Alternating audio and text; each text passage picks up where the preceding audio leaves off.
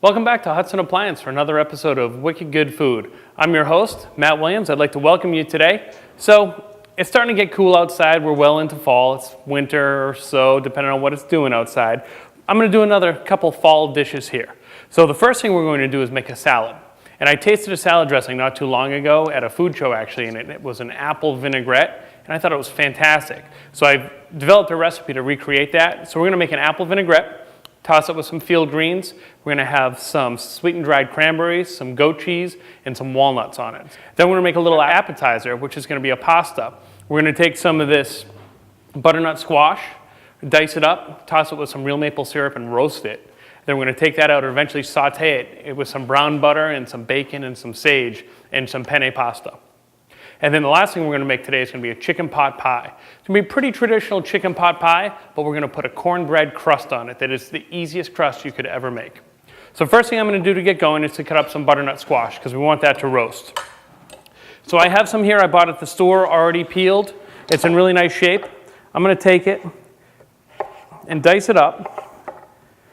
Now, one of the previous shows we did butternut squash bisque, and for that I cut it in really large pieces because it didn't matter. We were going to puree it, but for this I want a little bit smaller piece.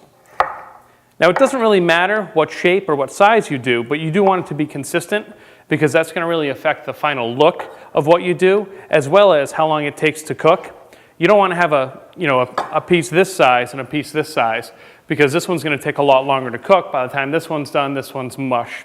You see where I'm going with that. So I want to cut these all into sticks, essentially, after I cut them into planks first. And then I'm just going to dice them. You don't have to dice them. You could leave them in, a hunk like that. That would be nice, but it all depends on what you're looking for with your pasta. I'm looking for a dice. Go ahead and dice these up. This is about a pound of squash, and this will be plenty for what we're making. With all the other things that we're going to make today, this is only going to be an appetizer course, so we don't need to make a ton of it. I'm going to take a little bit of vegetable oil, just spray it on the pan. I love having things that I use a lot in a squeeze bottle like this. It's much easier than having to open up a big bottle or keep a bottle stored. You can keep this. You can find some nice looking squeeze bottles, leave it right on your counter. Quick and easy to use. So we'll add our butternut squash right to here. Now you could use just about any squash you wanted. I mean, if you had a pumpkin, you could use pumpkin. You could use any sort of hard squash with this. Now I'm going to add a little bit of real maple syrup. I have about 2 ounces here, but I'm not going to add all of it. I'm going to end up adding about an ounce. And then I'm going to add a little bit of, this is coarse ground pepper. So I'm going to add a little bit of that to it. Then I'm just going to toss this around. I want to make sure everything is coated totally with the oil and with the syrup. And I do want to hit it with a little bit of salt as well, which is just over here.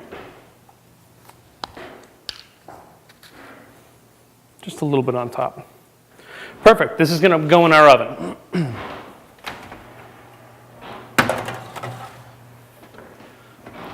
The oven right now is set at 325 degrees. It's a convection oven, so you can actually cook things a little cooler in a convection oven because it's so efficient at moving the heat around in the oven. And all I'm looking for is those to cook most of the way through and get a little color. Because they're so small, I could actually probably crank this oven up to 375, 400, but if you were using a bigger piece, you would want to go at a lower temperature so that the inside is done by the time the outside's brown. All right. So the next thing we're going to do, the thing that's going to take us the longest today is our chicken pot pie. First thing we're going to do is prep some of our vegetables for it. We've got carrots, onions, celery, potatoes. Heck, we could even put in some of this leftover butternut squash if we wanted. I'm going to start out and just peel the rest of this carrot. I actually had already started. So I used to work for this chef that would yell at me if I went and peeled my carrot like this. He would say, "You're wasting all your time going like this and not peeling." So he would stand there and make me peel back and forth like this. And I would hate it because I would hit my knuckle on my thumb every once in a while, trying to show him that I could do it. But anyways, now I can do it, and now I don't hit my knuckle as much. So I'm going to take this, cut off the ends. Now, chicken pot pie is a rustic dish. You think of it as kind of country home style. So don't waste a bunch of your time with beautiful knife cuts, unless that's what you're going for. But for this, I'm not going for that. but I am very conscious of which vegetables I'm cutting and the size of them. I don't care that my cuts are perfect, but I want to make sure that things are consistent so they take the same amount of time to cook. So I'm going to leave these in decent sized pieces. I tell my students at school all the time when they're making soups and they cut a piece of carrot this big for a soup, I say, now how are you going to pick that up with your spoon? Or are you going to be able to fit anything else on your spoon? For something like a pot pie, I don't mind if there's big hunks. Not quite that big, but I don't mind if there's big hunks because that's part of the fun and the variety of making a pot pie or a stew. Essentially what we're going to make is chicken stew that is going to have a crust on top. All right, so there's our carrots. Those are good. We're going to have an onion. I have an onion that I already cut in half. So you've seen me cut onions before, and a lot of times I'll go around like this and be careful in making cuts, but I don't need to do that this time. I'm going to cut off the root end this time and just make a few cuts straight up and down like that. Then I'm going to turn it and make some cuts perpendicular to that. I'm going to lay it down so that it's easier for me to hold rather than have to keep my hand up high. And there we go. Onions are all set. I really like celery. I like the crunch. I like the texture of it. If you don't like it or you don't like the stringiness, you can actually peel celery. You can actually just take a vegetable peeler and peel the outside. And what you get is you get a lot of that stringiness off. We're not going to do that because, like I said, this is family home style, but if you want to get rid of that, it's certainly an option. So I'm just going to cut these in half once. And give these a quick rough chop.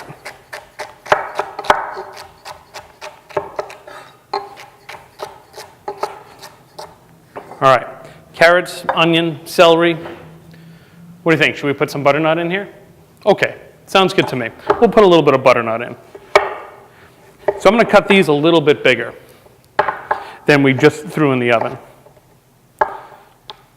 And leave these a little rustic too. So we'll put that up like that. And then these potatoes are just red potatoes. They have a nice thin skin, so I don't feel like I need to peel them. If you're using a russet potato or a potato that's been around a little longer, the skin can get thicker, and it's not fun to eat. So you might want to peel them. But for these, I don't want to waste my time peeling, so I'm just going to give these a quick dice. Now for this chicken pot pie, I'm going to use chicken breast. You can use whatever you want for chicken. You know, cooking at home is all about utilizing what you have. So we've got a nice pile of vegetables here. Now I know for one of our other recipes, we're going to want some bacon. So I have a cutting board here that I've dedicated to raw foods right now, or meats, even though this bacon is partially cooked. So I'm just going to give this a quick run through with a knife. And this is going to go in our pasta, which is going to make our pasta awesome.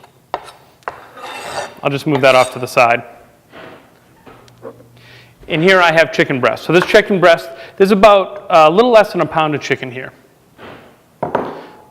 It's already been cut into strips. I'm just going to take it and cut it into smaller bits. So I'm going to finish cutting this chicken. I'm going to clean my hands, get rid of all the raw food stuff, and we're going to go ahead, check our butternut squash, and start making our chicken pot pie.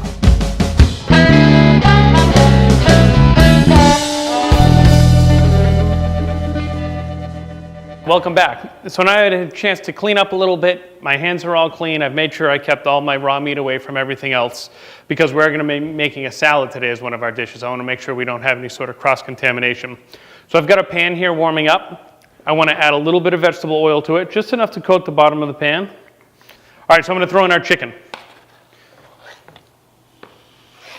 And you should hear that little bit of sizzle.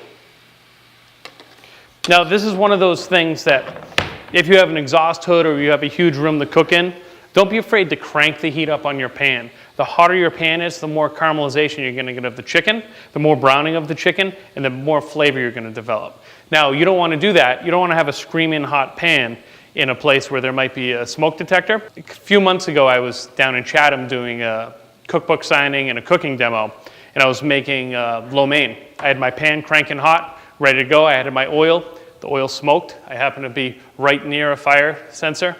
Alarms went, trucks came, evacuated the library. So chances are you're not cooking in a library, but still you don't want to have to evacuate your house. The vegetable oil is good because it won't burn at a lower temperature. I'm going to add some butter to this too because we need a fair amount of fat. We're going to add some flour, which I have here, to create our thickening agent, which is going to be a roux. But the oil is in there now because it won't burn. The butter is going to go in there because it has wonderful flavor. So I'm just going to give this a quick stir. One of the cool things about cooking on the induction is how quickly it responds. So I don't know if you notice or you can hear, this pan was warm, there was a little sizzle. I just turned this up, probably been less than a minute, and the sizzle is already taken off, which is great. That's one of the great benefits of induction, is how quickly it reacts. So I'm going to let that go a little bit longer. Cut off, do about 1.5 ounces or so of butter. Just move this out of the way. Yeah, that's looking great.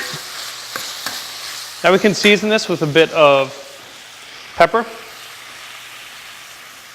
and some salt.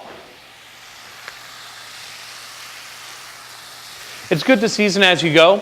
You don't want to add all your seasoning in the beginning because you don't know yet, what ingredients you're using. If another ingredient you use might be a little salty or a little sweet or whatever. And also you don't want to wait to the very end because you really want to try to build your flavors as you go. All right, we've got enough browning on there now. I'm going to throw in our butter. We'll let that melt. And then we can throw in the rest of our vegetables. So when we throw in the rest of our vegetables, the temperature of our pan is going to go down. And we're going to actually start sweating our vegetables. So instead of sauteing where we're going to brown them, they're just going to warm up slowly and release some of their juices. Now I'm going to throw everything in together. Carrots, onions, celery, butternut, and potatoes. Now looking at this and looking at the size of the pan I'm working with, I might not use all this.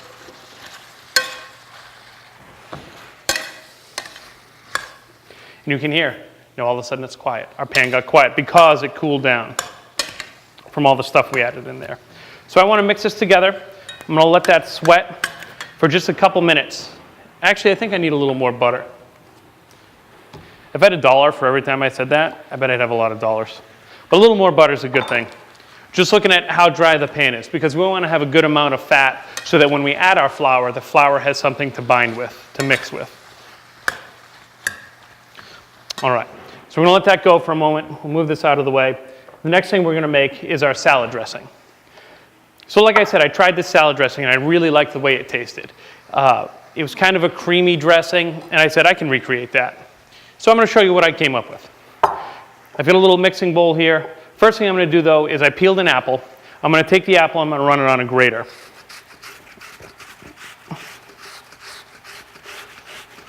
So now this dressing is going to have a little bit of texture to it. If you think this dressing sounds great and you want to make it, but you're like, I don't want chunks in my dressing, use an immersion blender like you've seen me use before and puree it. Or chop this really finely. But I think that the real fresh apple adds a great element to this. Especially in the fall when, so many of us have been apple picking recently and we are loaded up on apples and we're not sure what we're supposed to do with all these apples we have. Well, here's another idea. All right. Let's take a look at this. Good, good, good. There's not enough orange in there. We need some more orange for some color. Throw in some more butternut and carrots.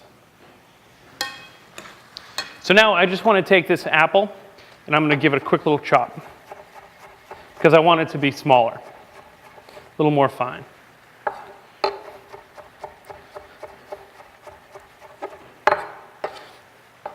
All right, I'm just going to move this off to the side for a moment while I prepare a little bit of the other ingredients. So I'm going to add a little bit of cider vinegar to our bowl. Now you don't want to add too much. Remember, you can always add more of something if need be. I'm going to add a little bit of celery seed. I'm a big fan of celery seed. In particular with apples, I love that. We're going to add some pepper, some salt, and we're going to add some apple juice. Apple cider would be even better than apple juice in this, but I have apple juice right now, so I'm going to use apple juice. Whoops. That should be about good. Now that's going to play the role of our sweetener in there. It has a little bit of acidity to it, but it's going to mostly be our sweetener. All right, this is looking great. So now the next step in this is for me to turn our heat way down. So right now it was on 9, I'm going to go down to 3, which is about 30% of the heat. Now I want to add our flour. The reason why you want to turn your heat down is because once you add your flour, you're going to absorb a lot of the fat in there and the liquid that's there as well, and that's when it's going to want to burn on you. And you want to make sure that your roux that we're about to create here has a chance to develop and to cook before it gets too brown. Because by cooking, you're actually going to get rid of some of that starchiness. Put that back in there. Now, traditionally a roux, actually, let me check our butternut squash. Almost. Some of the syrup's starting to brown a little bit on there. Traditionally, roux is equal parts fat and flour.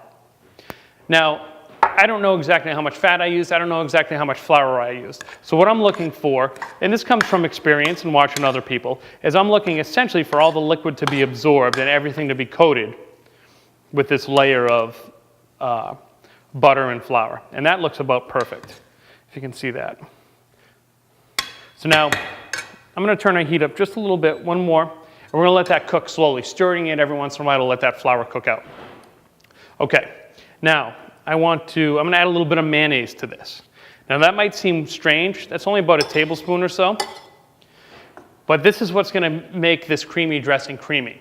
This is also going to work as an emulsifier, and it's going to hold everything else together.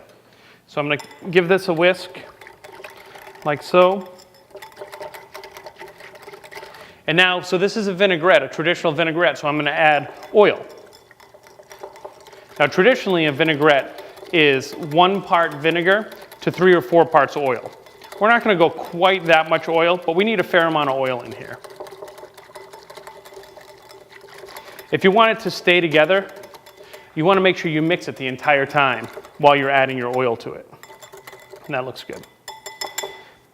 Now you might be thinking that these apples are going to turn brown as we let them sit if we don't cook them or stick them in lemon water. Remember, the first ingredient we added to this was some vinegar. So that acid from the vinegar is going to keep this dressing from turning color. So I'm not going to use quite all that. That should be about good. Nice. Okay. I don't usually taste stuff with my fingers, but since I just splashed it, that's good. It has a really good apple-y flavor. It's a little bit on the thick side, so I'm going to add a little bit more apple juice to it to thin it out a bit.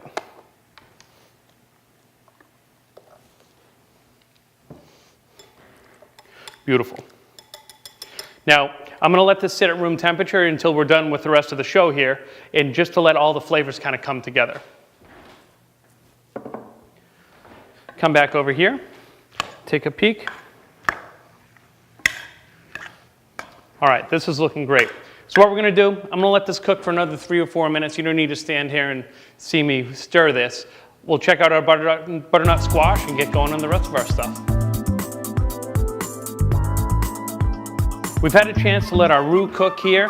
Now it's cooked for about 7 or 8 minutes total, which is just what we want. Now before I go ahead and add liquid, I want to get our butternut out of the oven here. Oh, that looks perfect.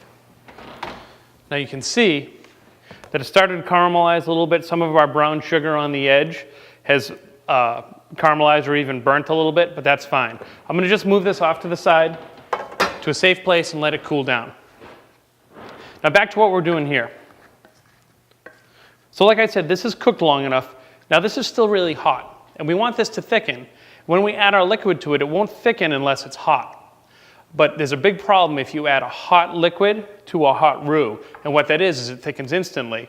And when it thickens, you'll end up with little roux balls. I think I've talked before about roux balls, and we don't like roux balls bouncing around our mouth. So we're going to start by adding some cold chicken stock. And we're going to mix this around until it almost comes up to a simmer to make sure that it's totally dissolved in our liquid. Now, I have some more stock over here that I'm planning on using. Now I can turn up my heat. that I'm planning on using, but I don't know yet for sure. So I'm gonna let this come up to a simmer before I do that.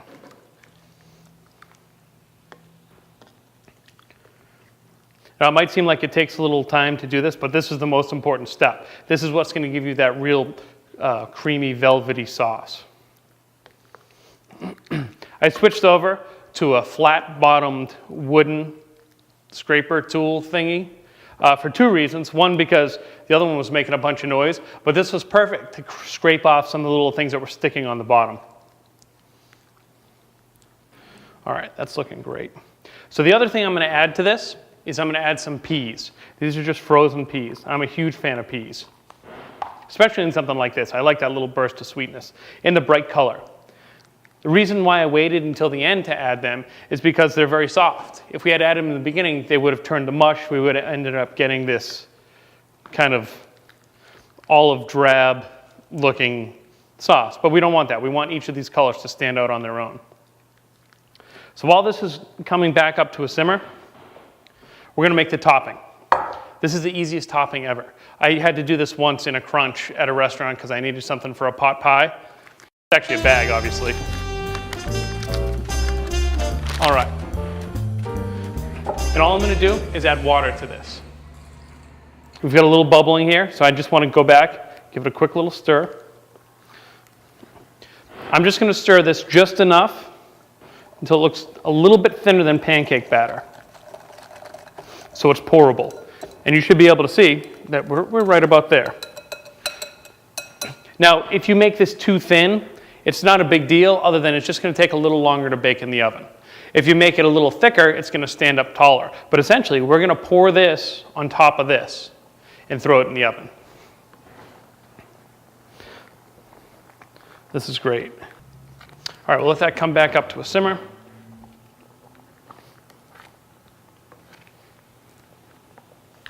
Now, you could totally add all sorts of stuff to this. If you want to add some Parmesan cheese to it, you wanted to add some fresh herbs to it, if you wanted to add bacon to it, there's all sorts of stuff you could add to give this a little more color. You can sprinkle stuff on top. All right, now this isn't completely cooked, but I do want to give it a taste. That's pretty good. It does need a little bit of salt, so sprinkle a little salt in there. And that's it. I'm not worried that our vegetables aren't totally done yet because it's going to cook in the oven. So I'm just going to go ahead and pour this in, like so. Spread it around. All right. Put that on there. And we're just going to pour this right on top. Trying to be gentle so it doesn't go, so you don't make like a hole and have it go all the way to the bottom. And use your judgment. If it looks like that's enough, hey, that's enough. I'm going to take this. This is going to go right in our oven.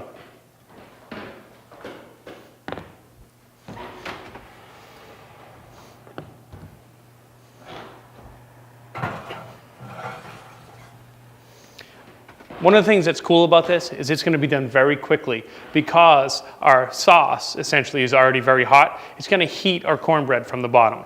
So I'm going to clean up my mess, get ready to make our pasta, finish our salad, and we'll get Arthur up here and see what he thinks.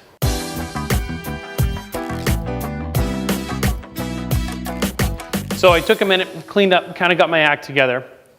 Our pot pie is in the oven. It's looking great. It's just starting to brown on top, so it's got another 10 minutes or so probably left to it. I'm going to go ahead and make our pasta now. The first step in our pasta, I'm going to heat our pan up a bit, and we're going to add our bacon. The reason we're adding our bacon first is because we want to render some of the fat out of this bacon. So you know what, we'll turn it up a little higher. Let a little bit of the fat come out because that's going to help to flavor our dish. Essentially the sauce for our dish is going to be some bacon and some butter, which we're going to put in there. We're going to let it brown a little bit. These butternut squash, so all that butternut squash is right here. There was a little bit that stuck to the pan, and I scraped around those, but some of these are mushed up. That's going to give a little texture and body to our sauce. So I'm going to go ahead and add a bit of butter.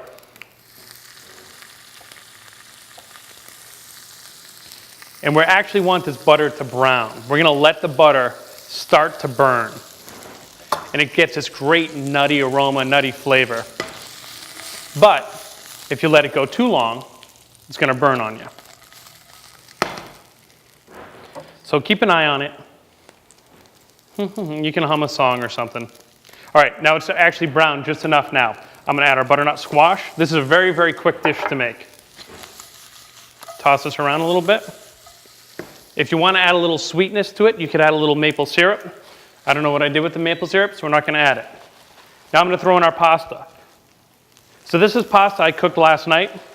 It's actually just in a plastic bag that I have hanging out. So it's cold pasta going in here. Now if you notice that this is a little bit dry, you can add a little bit of water to it, but it's looking all right for now.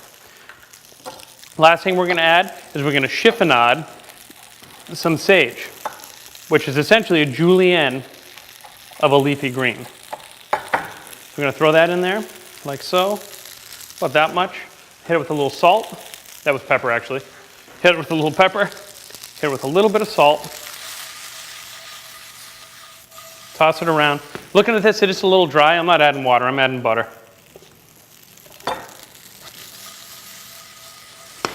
So as soon as that butter melts, this is done. Very, very quick, simple dish. So we're gonna let that finish cooking. I'm gonna take this off the heat in a matter of seconds. We'll make our salad and we'll see what Arthur thinks.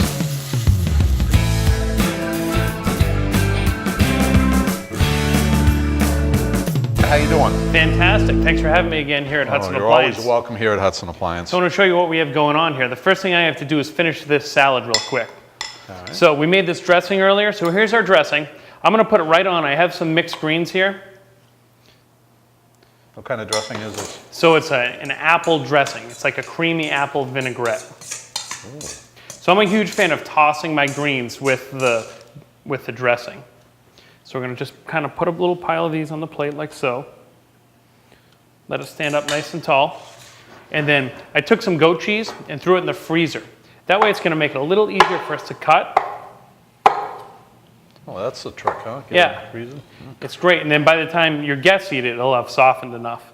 But this is going to be a really nice little contrast on here. I'm going to put on some walnuts. And a little bit of dried cranberry. But this is a real simple salad, but it really has a lot of really nice fall flavors. Now I've been waiting to bust into this thing. This is our chicken pot pie with a cornbread crust. So break right through. You can see how that's set up nice. Yeah. Reach right in there. Oh, that's beautiful. Ooh. So you get a ladle of our sauce and our topping. So let's give this pasta a whirl. All right. So this is sauteed with some bacon. Yeah. And some butternut squash that we roasted with a little bit of maple and some fresh sage. Very simple. Because I think you're going to like this apple vinaigrette. It's something new and different. I had never had it until just recently. What do you think of that? Oh, that's delicious. That is very, very good. You want to try this? Sure. Let's get in there and try it. So it's nice because the topping... What kind of crust is this? It's cornbread. Really? It's a boxed corn muffin mix that I just add a little water to. All right, let's give this chicken pot pie a whirl. Okay. So this has that cornbread crust, which is going to absorb some of that flavor. What do you think of that? Now that's wicked good.